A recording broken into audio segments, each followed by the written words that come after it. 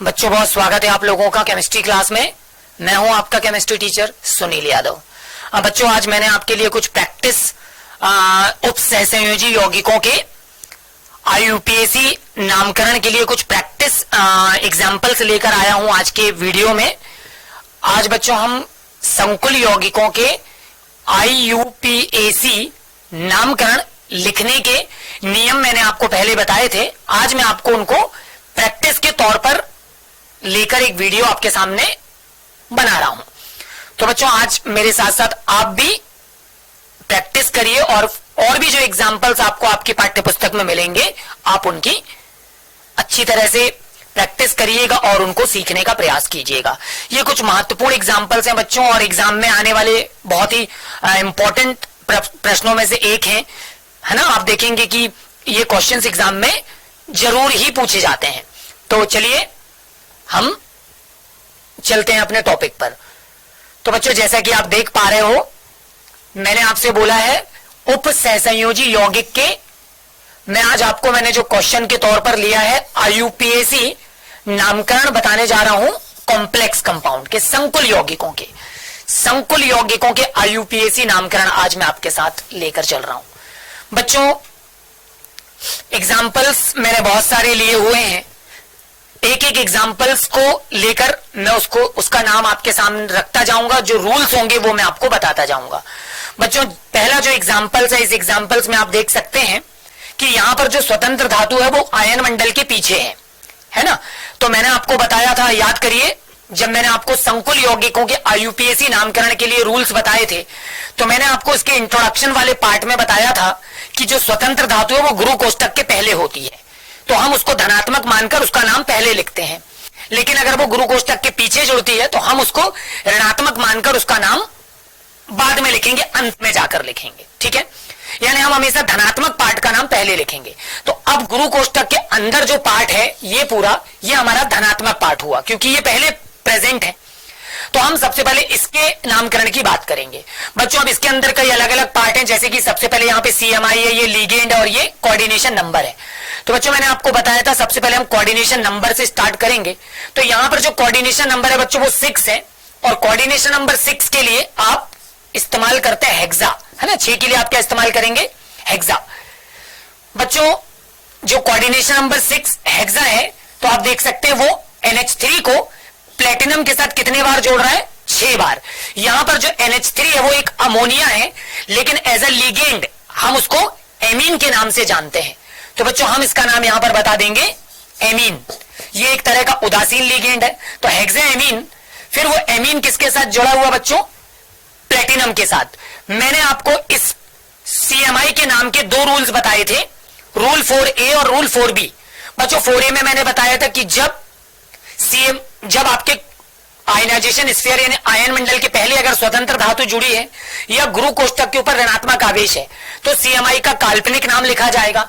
लेकिन जब स्वतंत्र धातु पीछे जुड़ी है या CMI के ऊपर जो आयनाइजेशन स्फीयर है ना, उस पर धनात्मक आवेश होने की संभावना होगी। तो ऐसी सिचुएशन में हम जो CMI है उसका हमेशा वास्तविक नाम लिखेंगे जो कि पीरियोडिक टेबल में होता है। तो बच्चों यहां पर जो PT है तो PT का वास्तविक नाम प्लेटिनम है तो हम एसिटीज यहां पे प्लेटिनम मेंशन कर लेंगे क्योंकि हम देख सकते हैं कि हमारी जो स्वतंत्र धातु है वो पीछे जुड़ रही है। इसका मतलब ये हुआ कि हमारे आयनाइजेशन स्फीयर के ऊपर धनात्मक चार्ज मिलने की संभावना होगी। ठीक है, फिर हेक्साएमीन प्लेटिनम, फिर निकालेंगे क्या बच्चों हम इसका ऑक्सीडेशन नंबर। तो बच्चों जैसा कि आप जानते हैं NH3 जो लिगेंड है ये उदासीन लिगेंड और वो 6 बार जुड़ा हुआ है तो उसकी समन्वय संख्या 0 हो जाएगी, मतलब उसका जो आवेश होगा वो 0 हो जाएगा ना क्योंकि उदासीन लिगेंड है। कितने Cl जुड़े हुए हैं? 4। एक क्लोरीन का चार्ज -1 4 बार जुड़े हैं यानी 4 आ जाएगा। तो यहां पर आप रोमन डिजिट में 4 मेंशन कर देंगे बच्चों। ठीक है, अब ये 4 हो गया। फाइनली स्वतंत्र धातु सबसे अंत में जुड़ी है और मैंने आपको बताया था कि जब स्वतंत्र धातु गुरु कोष्ठक के पहले या पीछे जुड़ेगी तो उसका वास्तविक नाम मेंशन कर देंगे और इसलिए यहां पे Cl आयनिक अवस्था में तो हम इसका नाम पीछे मेंशन कर देंगे बच्चों क्लोराइड के रूप में। तो इस तरह से हमारे कंपाउंड का जो नाम हो जाएगा बच्चों वो हो जाएगा हेक्साएमीन प्लेटिनम 4 क्लोराइड। बच्चों इसके अलावा इसके अलावा मैं नेक्स्ट वाले का भी नाम आपके साथ लेके चल रहा हूं बच्चों। जल्दी से सबसे पहले यहां पर जुड़ रहा है पोटेशियम, तो हम सबसे पहले बता देंगे पोटेशियम, ये हो जाएगा बच्चों पोटेशियम। फिर सीएमआई के लिए नंबर 6 है, तो अगेन क्या आ जाएगा, हेक्सा।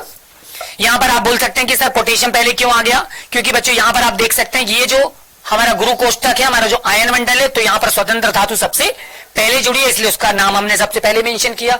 फिर हमने समन्वय संख्या का नाम मेंशन कर दिया हेक्सा। हेक्सा यानी 6 टाइम्स क्या जुड़ रहा है, CN. CN as a ligand हम इसको बोलते हैं बच्चों साइनो, ये हो जाएगा साइनो। तो बच्चों ये हो गया पोटेशियम हेक्सासाइनो, किसके साथ जुड़ रहा है, Fe के साथ। और यहां पर जो Fe है वो एक CMI है। मैंने आपको बताया था CMI के लिखने के 2 नियम होते हैं, 4AB और 4B, 4A और 4B। तो बच्चों 4A जो है वो कब लगाना था, जबकि स्वतंत्र धातु पहले जुड़ी होगी। तो इस बार यहां पर स्वतंत्र धातु पहले जुड़ी है तो काल्पनिक नाम आएगा। तो बच्चों Fe का जो काल्पनिक नाम, वास्तविक नाम जो वो आयरन है, ठीक है। पर मैंने आपको बताया था ये डी ब्लॉक का तत्व है, ये फेरिक और फेरस 2 स्टेट में मिलेगा। तो जो फेरिक वाली कंडीशन होगी उसमें से एक को माइनस करके हम उसके पीछे 8 जोड़ देंगे तो उसका काल्पनिक नाम बन जाएगा फेरेट। तो वही नाम बच्चों हम यहां पे मेंशन करने वाले हैं, फेरेट, और उसके पीछे हम उसका ऑक्सीडेशन नंबर मेंशन कर देंगे।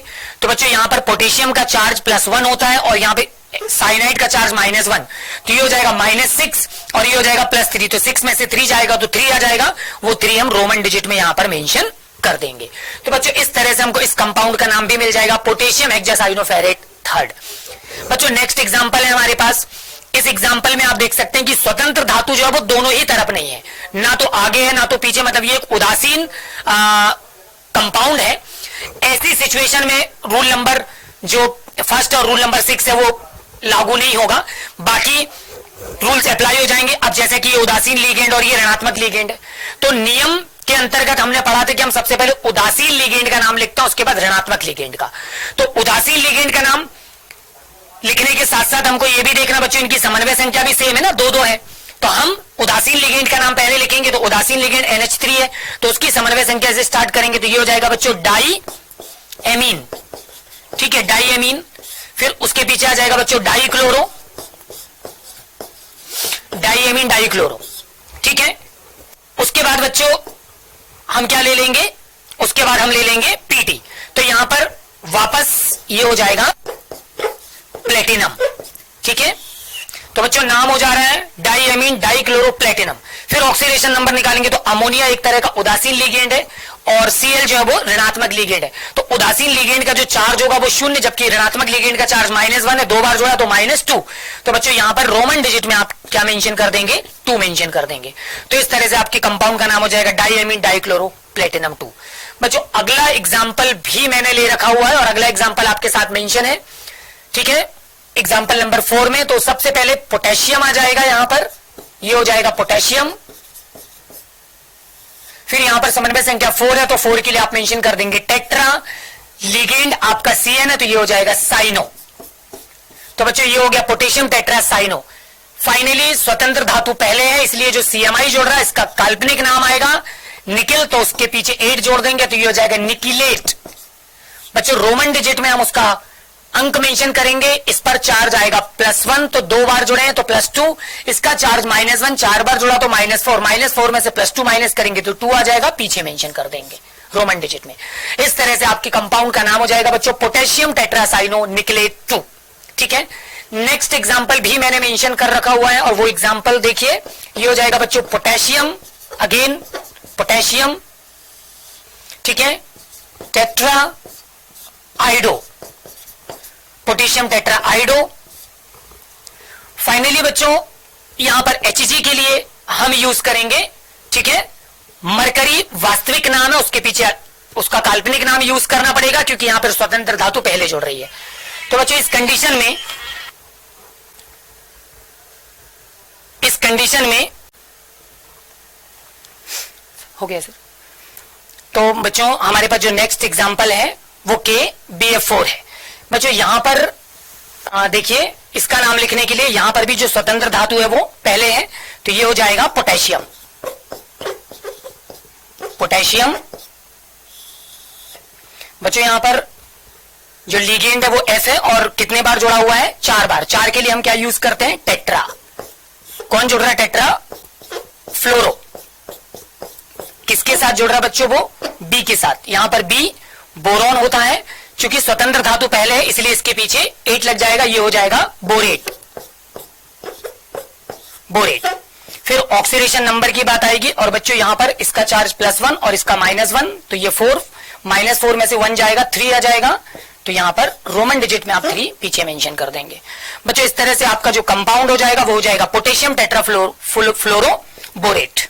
ठीक है बच्चों, नेक्स्ट जो एग्जांपल है वो है COEN2 +3 चार्ज है बच्चों। ये एक आयनिक कंपाउंड है।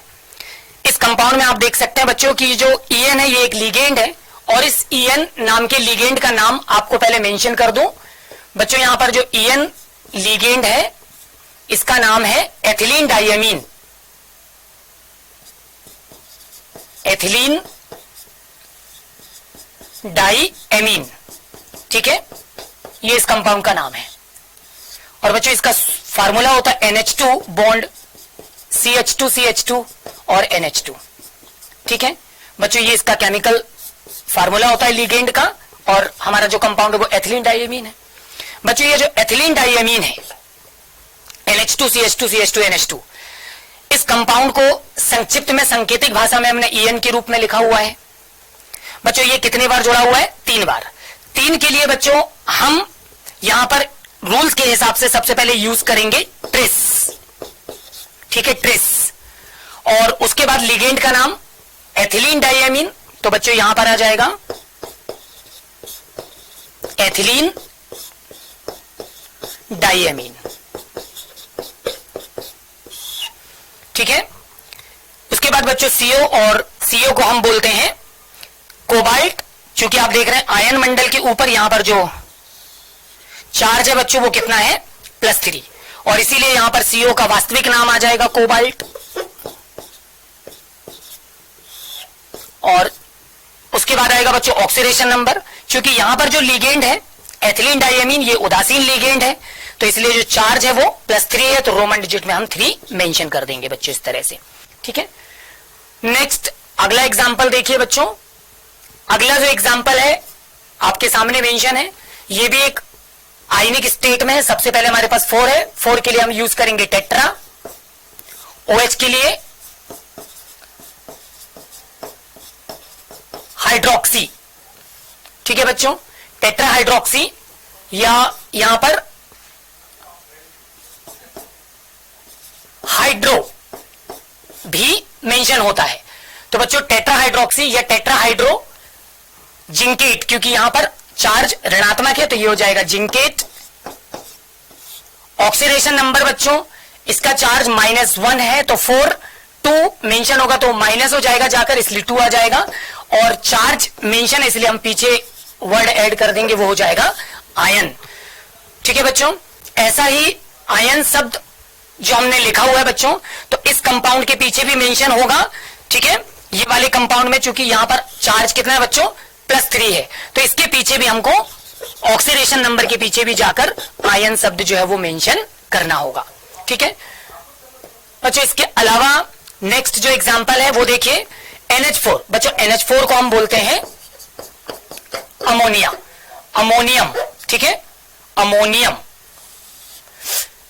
तो ये हो जाएगा बच्चों अमोनियम। उसके बाद NCS, तो ये हो जाएगा टेट्रा आइसो थायो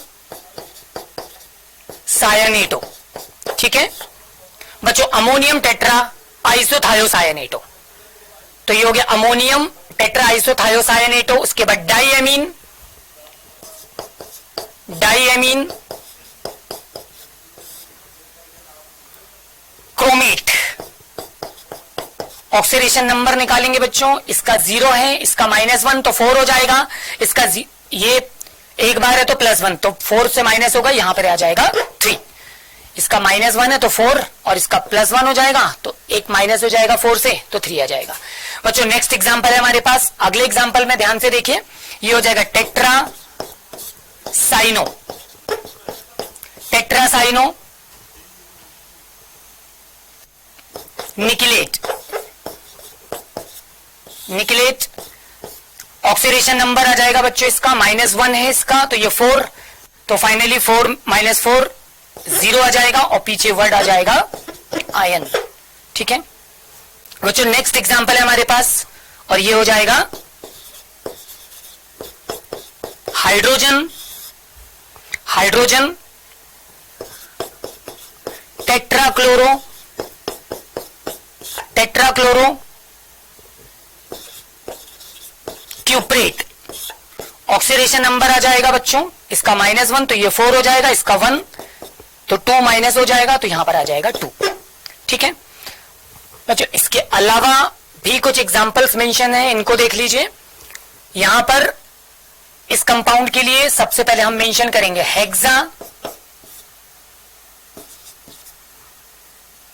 amine, hexa amine chromium, hexa amine chromium. Oxidation number बच्चों 3 आएगा और पीछे आ जाएगा क्लोराइड।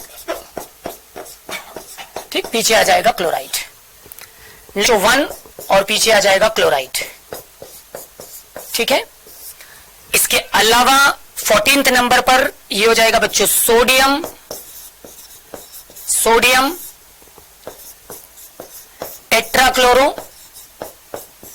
ठीक है, सोडियम टेट्राक्लोरो। फिर प्लेटिनेट, ऑक्सीडेशन नंबर आ जाएगा बच्चों इसका -1 तो 4, इसका +1 तो 2, माइनस हो जाएगा तो 2 आ जाएगा, इस तरह से। ठीक है, तो बच्चों इस तरह से मैंने आपको कुछ महत्वपूर्ण IUPAC नाम बताए और भी ये कुछ एग्जांपल्स मैंने मेंशन कर रखे हैं, तो जल्दी से हम इनके नाम भी देख लेते हैं बच्चों। अगला जो नाम है वो है लिथियम।